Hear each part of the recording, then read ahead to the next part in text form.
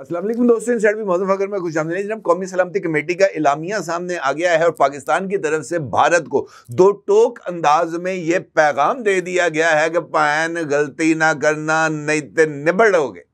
और मुझे ऐसे लगता है कि ये जो पैगाम रियासत पाकिस्तान की तरफ से दिया गया है ये ना सिर्फ बहुत ज़्यादा वाज़ेह है बल्कि ये इस बात की तरफ इशारा है कि रियासत पाकिस्तान अपने 24 करोड़ अवाम को किसी भी जनूनी के हाथों यरगमाल बनने की इजाज़त नहीं दे सकते। यह जो एलामिया नेशनल सिक्योरिटी कमेटी के इजलास के बाद जारी किया गया है इसमें इंडिया को वाज़ेह तौर पर मुतनब्बे किया गया है कि अगर इंडस वाटर ट्रीटी के तहत जो अरेंजमेंट्स किए गए थे, जो दरिया पाकिस्तान की तरफ आ रहे थे, जो पानी पाकिस्तान में पहुंच रहा था, अगर उस पानी को रोकने की कोशिश की गई या उन दरियाओं के रुख को मोड़ने की कोशिश की गई, पानी को काटने की कोशिश की गई, तो फिर पाकिस्तान भारत के इस इकदाम को ऐलाने जंग तस्वुर करेगा और इस ऐलाने जंग का जवाब जो है वो भरपूर अंदाज से दिया जाएगा, पूरी ताकत के साथ दिया जाएगा। और इसका मतलब यह है कि रियासत पाकिस्तान की तरफ से इस बात का इजहार कर दिया गया है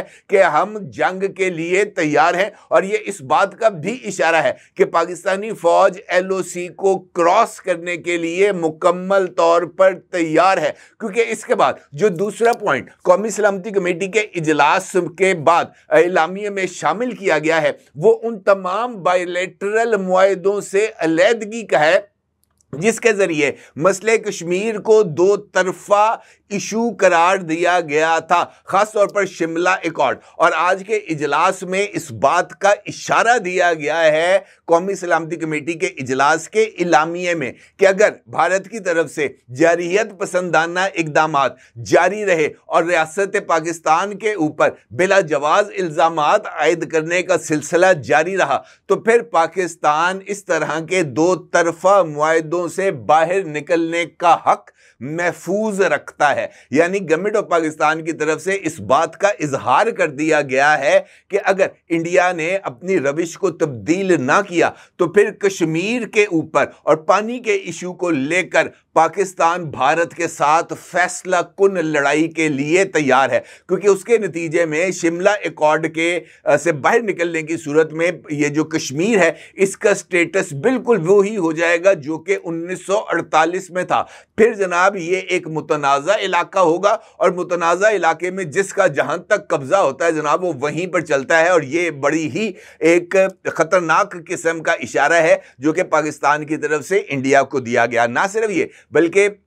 ये फैसला भी किया गया है कि जिस तरह इंडिया ने इकदामात किए हैं, उन्होंने वाघा बॉर्डर को बंद करने का ऐलान किया है, पाकिस्तान की तरफ से भी वाघा बॉर्डर को बंद करने का ऐलान कर दिया गया है। इंडिया की तरफ से तमाम वीज़ों को कैंसिल करने का ऐलान किया गया है, पाकिस्तान की तरफ से भी तुर्की बतुर्की जवाब देते हुए जनाब तमाम के तमाम वीज़ों को कैंसिल कर दिया गया है और तमाम वो बाशिंदे इंडियन बाशिंदे जो कि पाकिस्तान में मौजूद हैं उनको 30 अप्रैल तक पाकिस्तान से बाहर निकल जाने का हुक्म सादर कर दिया गया है। इसके साथ साथ जो भारतीय शहरी हैं उनके पाकिस्तान में दाखिले पर पाबंदी लगा दी गई है, लेकिन इसमें इस्तिस्ना है सिखों को। सिख जो हैं वो अपने मजहबी मुकामात पर इबादत के लिए, उनकी यात्रा के लिए पाकिस्तान आ सकते हैं। इसके अलावा जो सबसे ज़्यादा और मेरे नज़दीक एक सिग्निफिकेंट डिसीजन है कौमी सलामती कमेटी के इजलास में वो है पाकिस्तान ने अपनी फ़ज़ाई हदूद को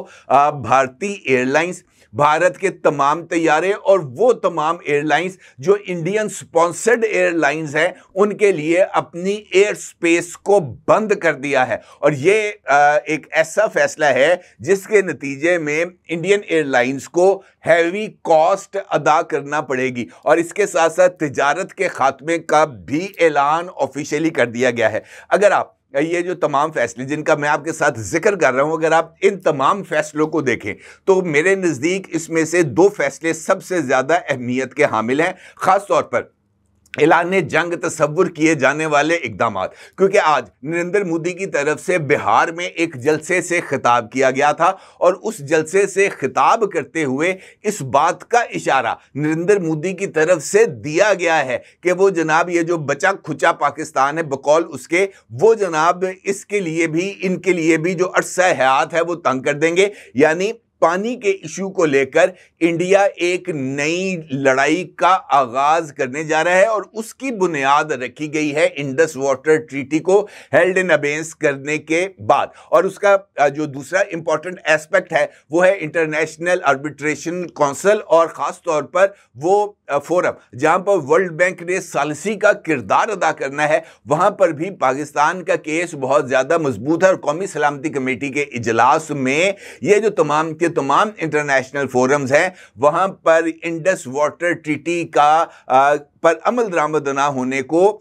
चैलेंज किया जा रहा है रियासत पाकिस्तान की तरफ से। तो मुझे ऐसे लगता है कि ये जो तमाम इश्यूज आगे बढ़ रहे हैं वो एक जानिब इस खिते के अंदर कशीदगी में तो डेफिनेटली इजाफा करेंगे, लेकिन इसके साथ साथ ये जो इश्यूज है वो मुझे ऐसे लगता है जैसे अब ज़्यादा तेज़ रफ्तारी के साथ आगे बढ़ेंगे और जो हालात हैं वो अगर मैं ये कहूं कि अब इंडिया और पाकिस्तान दोनों बारूद के ढेर के ऊपर बैठे हुए हैं तो ये कहना भी कुछ ज़्यादा गलत नहीं होगा। किसी भी तरफ से हल्की सी चिंगारी इस बारूद को एक बहुत बड़े धमाके के साथ उड़ा सकती है और उसके नतीजे में दो एटमी सलाहियत के हामिल दो पड़ोसी रियासतों का वजूद और बका दोनों ही बहुत ज़्यादा खतरे में पड़ सकते हैं। लिहाजा इंटरनेशनल कम्युनिटी के लिए भी ज़रूरी है कि वो इस सूरत हाल में अपना रोल प्ले करे और ये जो एक न्यूक्लियर वॉर के दहाने के ऊपर इस वक्त इंडिया पाकिस्तान आ चुके हैं इस पर जनाब ज़रा गौर किया जाए, क्योंकि जिस तरीके से ये जो इल्ज़ामात जवाबी इल्ज़ामात और ये जो यकतरफा इक़दामात किए जा रहे हैं इसकी किसी भी तौर पर पजीराई नहीं की जा सकती और रियासत की तरफ से पाकिस्तानी फ़ौज के ऊपर एतमाद, उनकी ऑपरेशनल तैयारियों के ऊपर एतमाद और उनका जवाब देने की सलाहियत के ऊपर एतमाद इस बात की तरफ इशारा करता है कि पाकिस्तान हर तरह की सूरत हाल से निपटने और हर तरह के हालात का जवाब देने के लिए मुकम्मल तौर पर तैयार है। लेकिन शर्त सिर्फ ये है कि अगर पानी को रोका गया या दरियाओं के रुख को मोड़ा गया तो पाकिस्तान इस अमल को ऐलाने जंग समझेगा और किसी तरह का लम्हा वक्त ज़ाया किए बगैर वो इसका जवाब देगा और फिर खुली जंग होगी। अपनी राय का जरूर इज़हार कीजिएगा। आपका बहुत शुक्रिया। अल्लाह हाफ़िज़।